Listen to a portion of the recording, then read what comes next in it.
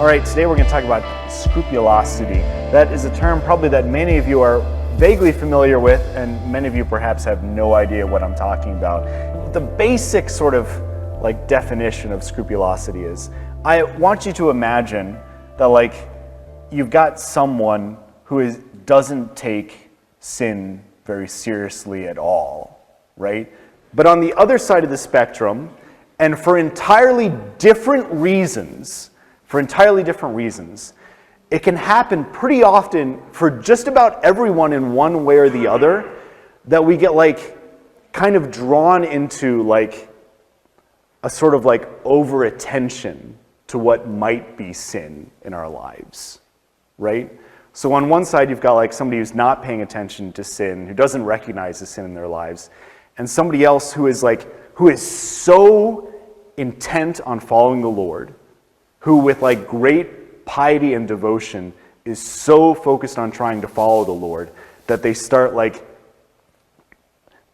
sometimes like over analyzing and getting drawn into like this sort of cycle of not being able to recognize, is this like a serious sin or not? And like, first of all, like this is something like when I start giving examples here, I am quite certain that some of these will hit for just about everyone here, because this is something that all of us can get kind of drawn into, and that's not the end of the world. It can be a situation, and I know, like almost without a doubt, is probably a situation for people in this room where this can get to a place where it's actually extremely difficult and a sort of very tough thing to go through, right? It can get to the place where you're constantly fearful that, like, if you die right now, you're going to go to hell because you're worried that, like, you haven't done a good enough job. You're following the Lord. You're worried that, like, maybe small things, like, are actually really big deals, and you're not even sure. You can't be certain of where you are in your relationship with God, right? So that's kind of what scrupulosity is. I kind of want to talk about it because, again, I'm sure there are people here who have some kind of serious struggle with it, and I want to kind of talk through it so that you kind of know what some next steps might be. And I kind of want to talk about it because if it's something that is affecting you in less of a way, it'd be a good thing to kind of recognize, like, this is what this is. There are sort of ways to kind of avoid it, to avoid going kind of deeper into it. And like, if you're kind of aware of it, it helps you, I think, to maybe stop like from getting too deep caught into it. Does that make sense? So there's a sort of categorization in the church about like the fact that some sins are extremely serious and dangerous, you know. Some sins really separate us from other people and from the Lord. Other sins, less so. And there are other things that we do that maybe aren't quite up to snuff, but aren't really even sins at all, right? So a mortal sin this is from the Catechism. Mortal sins are sins of grave matter, which are committed with full knowledge and complete consent. A venial sin are sins that are committed in a less serious matter, that is to say, not a grave matter, when we do not observe the standard prescribed by the moral law, or when we disobey the moral law in a grave matter, but without full knowledge and without complete consent. So basically, any sort of sin that is not like grave matter, not full consent, not full knowledge, that would be categorized as a venial sin. That is something that doesn't separate us from God in a radical way, like a mortal sin would, but something that it can like still kind of like weigh us down in some senses, right? To be forgiven of mortal sins, you have to go to confession. It is not required to go to confession for venial sins. Does that make sense? Even like going to Mass, the absolution that we have at the beginning of Mass is considered to absolve venial sins. So we're kind of painting with broad strokes. We could like write a thesis on these sort of distinctions, but these are like big picture ideas. Imperfections are shortcomings in performing a good act. It can be involuntary, like making noise in the chapel without realizing it, like you're annoying people, you're distracting people, but you don't realize that you're doing it. You're not choosing to do this, right? Or it can be voluntary. such as like choosing to nap instead of going to weekday mass. You're not obliged to go to weekday mass. You don't have to do that, right? It'd be a good thing to do, but in no way are you obliged to do it. Therefore, it can't be a sin not to do it, right? Imperfections are things where it's like there's sort of an invitation to grow in charity that you do not respond to. But those are not sins.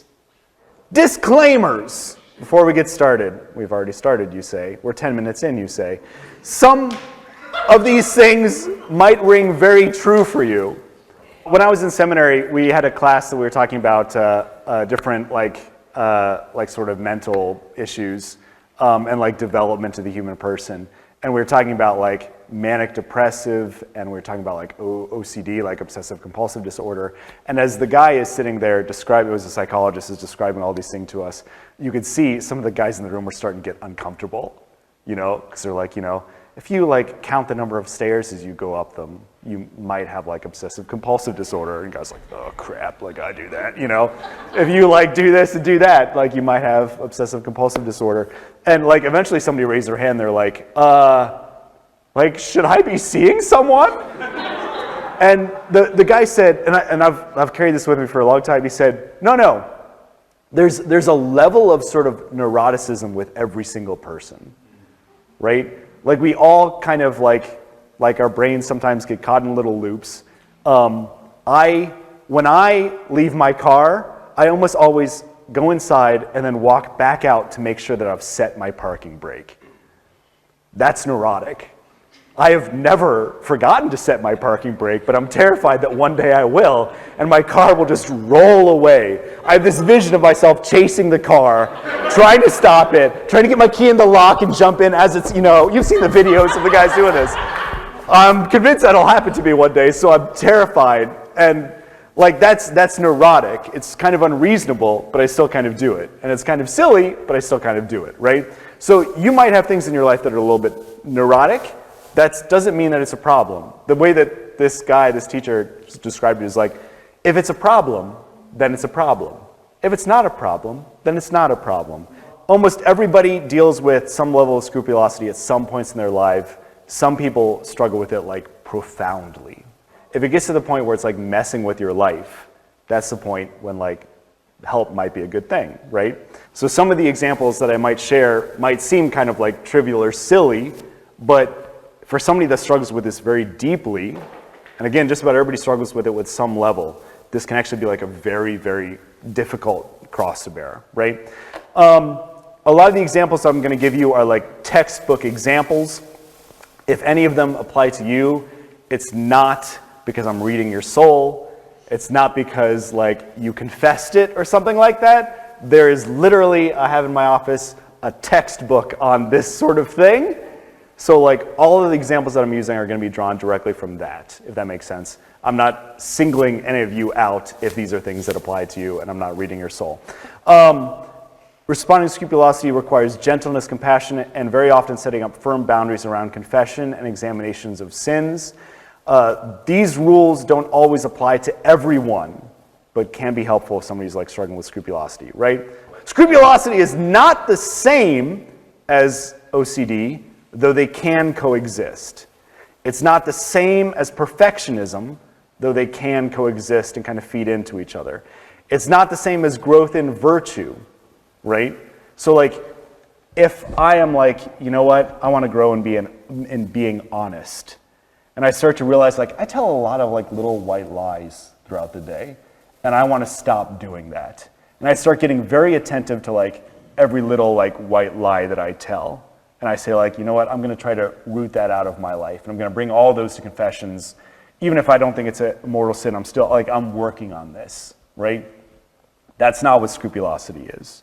Scrupulosity might be more manifested by like, I overheard someone at another table say something, and I knew that it wasn't true. And I thought, maybe I'm supposed to go and correct them, but I decided not to. And I think that that means that I was untruthful, and I think that that means that I told a lie. And I think that it was such a serious lie that it was probably like a mortal sin. And so I haven't been receiving communion. right? It's like, it's you're taking something and like really kind of like getting caught in like a loop in your brain about like, man, what if? The same way that I like imagine that car driving down the street with the parking brake off. Like I get caught in a loop of like, that would be terrible. Like I could lose my car, like I could hurt somebody, like, but it almost certainly won't happen, but I still like, I get caught in that loop in my head, right? It's not the same as a healthy desire to respect the Eucharist, even in the smartest particles, though it may coexist. This is a strangely specific example, but it's like, when we purify the vessels, we make sure that there are like no fragments left of the Lord, right? Like we clean up everything. It can be a common thing that it's like, if you're like a scrupulous priest, you could be like, but what if I miss something? What if something fell off the altar? What if something fell on the ground? What if something's on my clothes? I should soak my clothes in water to make sure that there are no particles there that could have possibly hit it, right? You see, it's like a different thing, right? What scrupulosity is it's a striving to perfection and holiness and salvation that becomes slightly or severely neurotic in scrutinizing even the smallest details of our life. It can be trying to be utterly certain of or in control of our state of grace, which makes sense without any room for doubt, and consequently obsessing over the smallest possible ways that we might be condemned by God, which fundamentally kind of forgets God's desire to forgive and to save us. That doesn't mean that people who struggle deeply with this don't believe that God desires it, but it means like we can get so kind of caught up that we like worry that that's not the case or forget about it, right? It can get to the point where your conscience can be influenced in such a way that you kind of lose the ability to judge between right and wrong, in the sense that like you perceive everything to be wrong that you've done. Usually you're usually not doing it of other people. I think they're terrible. I think they're going to hell. It's just you're looking at yourself in a sense, right? You lose the ability to discern between grave and venial sins or imperfections, or actions with no consequence whatsoever. Scrupulosity is not a sin. It's not a failure. However, if it's unchecked, it can lead to unhappiness and lead to spiritual turmoil. You can hit a point of scrupulosity where you're like so just overwhelmed by it that you want to just give up the moral life altogether because it's so stressful and difficult and produces such anxiety and that sort of thing, right? So, some examples. St. Ignatius gives an example of he's walking down the road and he sees two pieces of straw on the road that form a cross. And he almost kind of notices this as he's like stepping on it, right? And as he continues on his journey, he starts thinking like, I mean, that was a cross. I shouldn't have stepped on that. That was disrespectful to the Lord.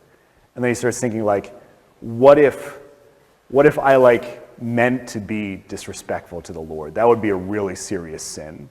If I meant to step on a cross, like if I took a cross off the wall and stepped on it, that'd be very serious. So that's kind of what I did just then. And then he starts thinking like, man, like that it must be the case that some part of me really doesn't love God and some part of me really doesn't like him, right? So it's like getting caught in that cycle, right? Losing a blessed medal and thinking that you have committed sacrilege because you can't find it and it was blessed. Overhearing a negative conversation about Christians and not interrupting to correct or evangelize and feeling that it was a grave sin not to do so. Feeling like you've sinned gravely because of a failure to correct someone else's sin. Feeling embarrassed to make the sign of the cross in public or share the gospel in some way, feeling that that's a grave sin.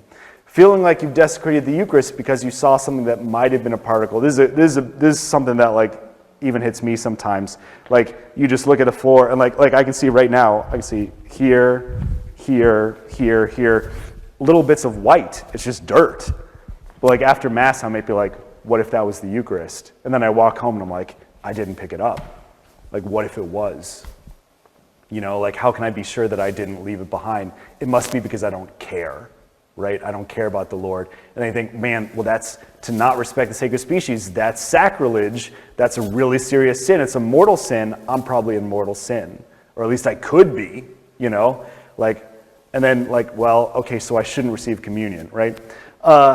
Feeling like you've broken the communion fast because a piece of food might have been like between your teeth, or like no, like this is serious, right? Like, so like all of these things can be perceived as being like grave and mortal sins.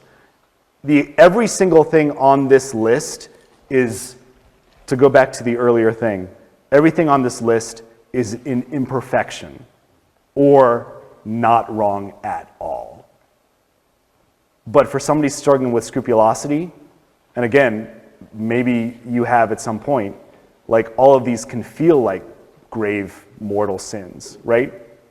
So the sort of progression of it is that it's connected to an incident, a thought, a word, or a deed. Sometimes you can even just think, like, man, what if I stepped on a cross? Wow, what a terrible thing to think. Why did I think that? You know, after the incident occurs, the thought comes that I have sinned. Uneasiness and distress comes from the fact that I doubt, like that is to say, that I worry that I have sinned. And yet, I also like kind of know that I didn't, but I also feel like I might have, but I also know that I didn't, but I feel like I might have. And that argument between guilt and innocence doesn't end. It just keeps going.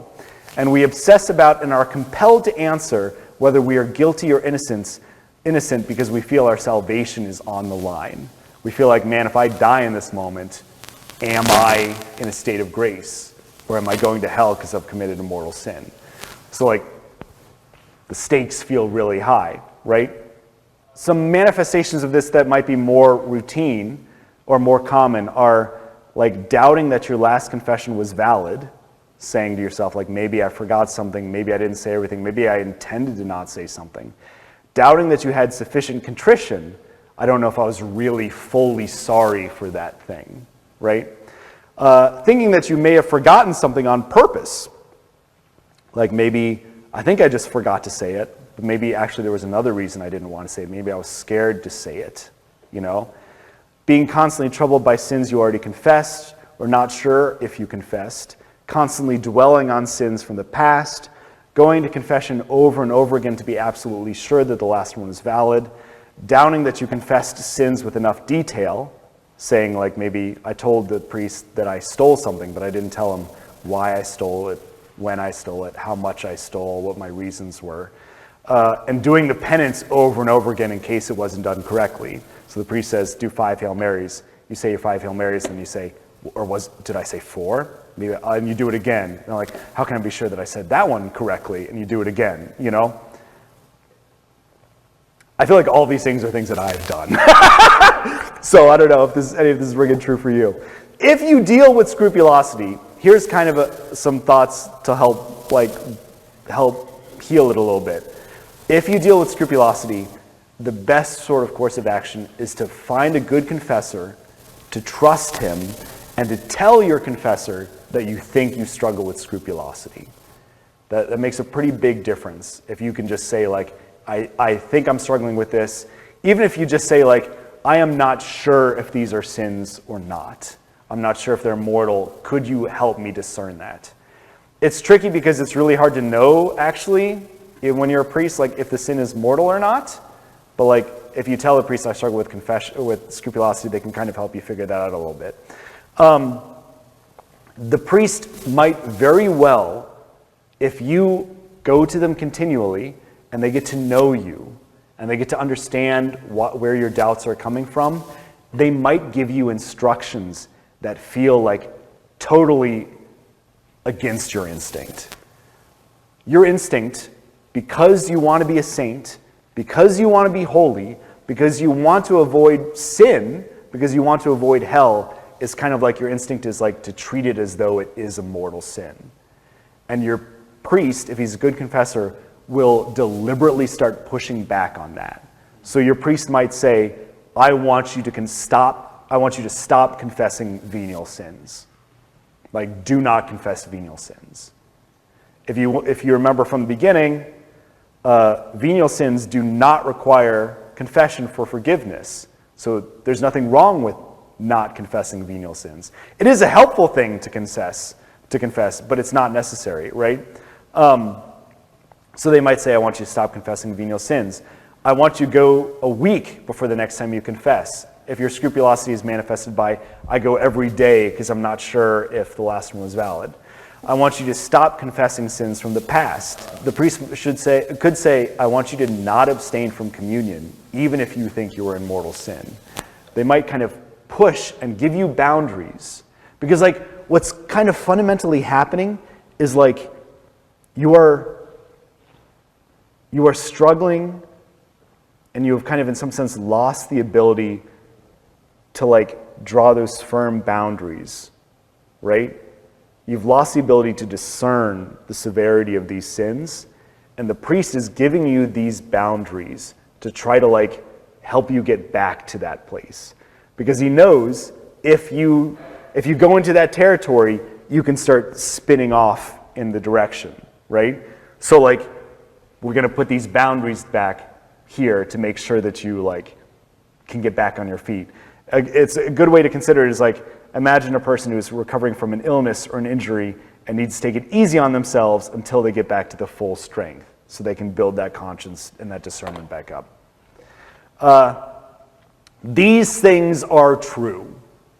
If you struggle with scrupulosity, I want you to listen to these things. These are in the catechism, right? If you forget to confess a sin, the confession is still valid. That is a teaching of the church. If you honestly forget to confess it, it is still forgiven. All of your sins are still forgiven, right? 2, confession of venial sins is highly recommended, but is not required. That's in the catechism. Imperfect contrition is still forgiven in the sacrament of confession. If you think later, maybe I wasn't really sorry, right? That contrition was imperfect.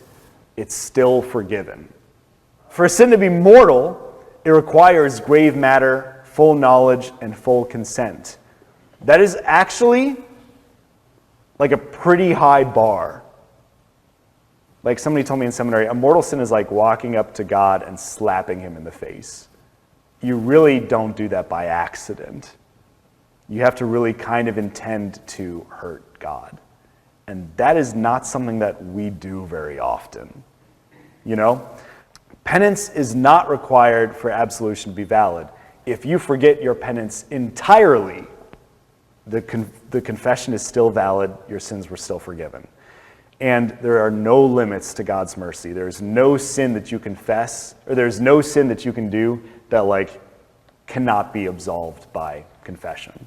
There's nothing that you can do that God will not forgive if you turn to him. The way that we ought to respond to sins is conversion and trusting in God's mercy. Trusting that he forgives us, trusting that he desires to have mercy for us. It might be, if you've got a tinge of scrupulosity in your heart, you might say, but what's presumption? I don't want to just presume that God's forgiving me. Presumption is, this is, again, from the catechism, it occurs not because we're trusting God's mercy, but because we plan to obtain his forgiveness without conversion, not just relying on his mercy. What we're supposed to do is rely on his mercy and trust that he will forgive us. Presumption is when we say I'm going to ask God for mercy and he's going to forgive me, but I'm going to keep doing it because I love it. It's a difference. It's not the same as trusting that he loves you and wants to forgive you, right? There's nothing wrong with confessing minor sins or imperfections or things that you are not sure about.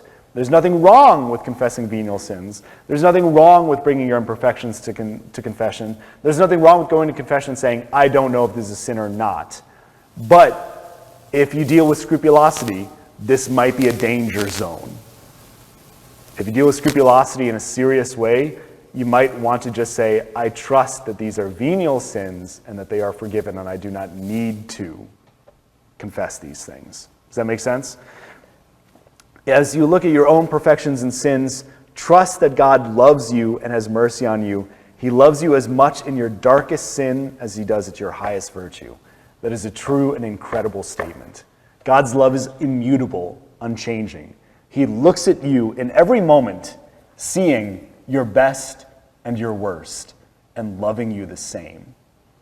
There is no moment where God's just like, ugh, this guy, like he really messed up this time. I didn't see this one coming. I didn't know the depths of depravity that you could, like he knows us. He knows at every moment what we're going to do, right?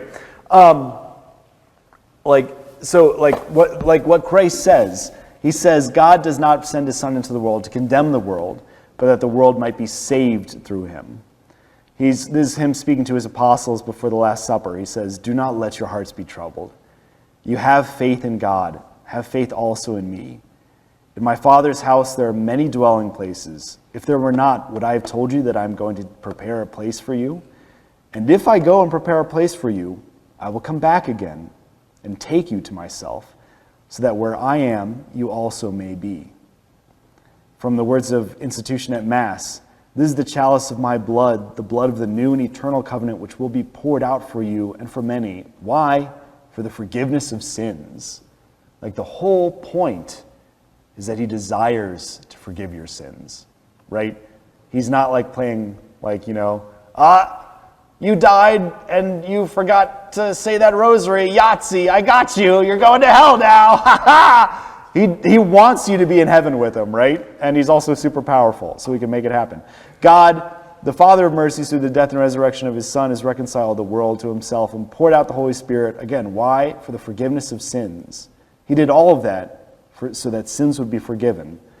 And through the ministry of the church, may God give you pardon and peace. All of those, are meant to, God is conveying not only his desire to forgive us, but his desire that you be at peace with that forgiveness. Not anxiety, not fearfulness, not worry, but that you trust and have peace in the fact that he loves you, that he desires good for you, right? Alphonsus Liguori, Saint Alphonsus Liguori, was a notoriously scrupulous person. He struggled with it his whole life, right? He founded the Redemptionists, or he was a Redemptionist. He's a big guy for the Redemptionists.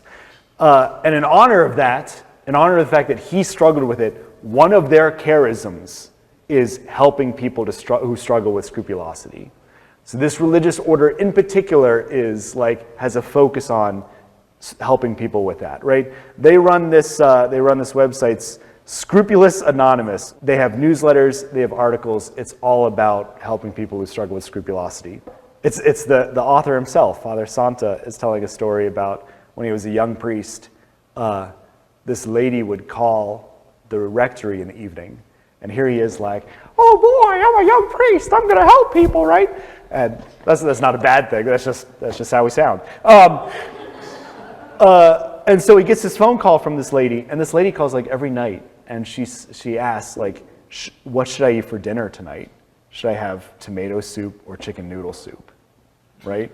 And he's like, well, gee, why do you want it? Try to, and eventually he's just like, have the tomato soup, go for it, it doesn't matter, right? And he came to realize later, the problem was she was dealing with extreme scrupulosity. For her, it was one of these soups is the path to heaven, and one is the path to hell, and maybe I should be fasting. The chicken noodle has chicken in it, that's meat. What if the thing that does it is I didn't fast one extra day, something of so little consequence can be absolute torture because you're worried you're going to go to hell if you make the wrong choice, right? And again, that's an extreme case, but some degree of that fear of hell can really influence everyone's lives, right? I'm going to close with this is 10 Commandments for the Scrupulous. This is from the Scrupulous Anonymous website. I don't know if I would apply this to everyone, but if you have issues with scrupulosity, I think it'd be a good thing to really pay attention to. And even if you don't, this is, I think, still a really good thing to kind of take in and just consider for a moment in your own heart. Number 1, do not confess sins that you have already confessed. Number 2, only confess sins that are clear and certain. Number 3, do not repeat your penance for any reason. Number 4, do not worry about breaking the pre-communion fast unless you put food and drink in your mouth and swallow it as a meal. That again, that's like, there are a handful of things that are like, for people with scrupulosity, that can be like especially friction points, and like breaking the communion fast can be like especially like, what if I drank some water but there was like food in the cup or something like that. Like that can be a big thing. Number 5, do not worry about powerful and vivid thoughts, desires, and imaginings involving sex and religion unless you deliberately generate them for the purpose of offending God. One of the best ways out of this, I think, is just to kind of like realize like, hey, it just popped in there. That happens. You didn't sin at all. Like, when it happens, like, just think to yourself like, ha, that's a stupid thought, and let it go. Realize that you did not choose that. That was not something that, like, that's not on you at all, right? Number 6, do not worry about powerful and intense feelings, including sexual feelings or emotional outbursts, unless you deliberately generate them to offend God. Number 7, obey your confessor when he tells you never to repeat a general confession of sins already confessed to him or another confessor.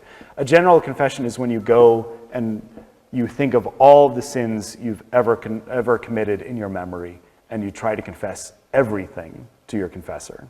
It's a good thing to do, perhaps before you get ordained, or perhaps before you get married. When you go through like a major life change, it's a good thing to take everything and entrust it to God's mercy. But for somebody who's struggling with scrupulosity, if you're like in that place of like, hey, am I sure that I confessed everything? You might lean on like wanting to do general confessions over and over again, which kind of goes against the point, right? When you doubt your obligation to do or not do something, this is awesome. When you doubt your obligation to do or not do something, you will see your doubt as proof that there is no obligation. So if you're like, oh man, I'm not sure if I should be like helping that person, or I'm not sure if I should say something, the very fact that you're wondering, it's saying, see that as proof that you don't have to do it. If you knew you had to do it, if you had to do it, you'd know you'd have to do it, right? When you're doubtful, assume that the act of commission or omission you're in doubt of is not sinful, and you shall proceed without dread of sin. Put your total trust in Jesus Christ, knowing he loves you as only God can, and he will not allow you to lose your soul. If there are any of those that ring to you as like, that seems way too lax, or anything that rings to you like, I shouldn't be doing that, then that's a good indication that there's some of that kind of scrupulosity may be in your heart. You know what I mean? Like, there are a handful of those that are like, wow, that pushes on me a little bit. So like, I think it's good to kind of think through those and think like, are any of those difficult for me? If I obeyed any of those, do I feel like I would be sinning? And if so, like, that might be an area that you can kind of focus on allowing God's mercy into.